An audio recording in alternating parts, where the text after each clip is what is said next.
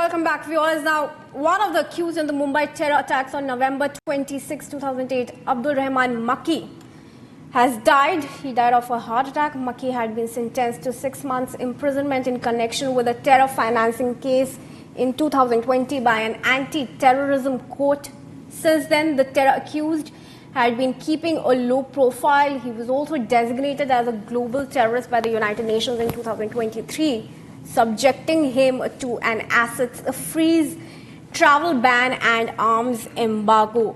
Now, Makki was responsible for several prominent terror attacks on India, including the Red Fort attack on December 2022, the Rampur attack, the 26/11 Mumbai attack, Srinagar attack in 2018, the Baramulla attack of 2018, and the 2018 Srinagar attack as well. Let's go across to our guest who's joining us on the bulletin, Major General Shashi Asthana, who's a defense expert.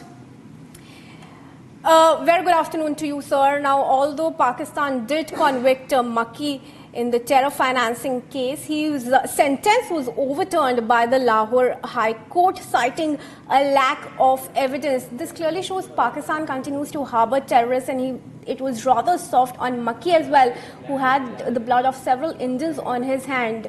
Talk to us about who really Makki was and why was he designated a global terrorist by the UN? See, Makki is a hardcore terrorist, and Pakistanis have been trying to shield him. But then the fact is that the number of incidents which he was involved with, whether it is a Mumbai attack or earlier than that, there are many attacks, including the attack on Parliament. So he has been a mastermind in most of these attacks. With all the evidences, India could get his name through to the international or globally recognized terrorist list or UN terror list. But what had happened was Pakistan was very hesitant in taking actions.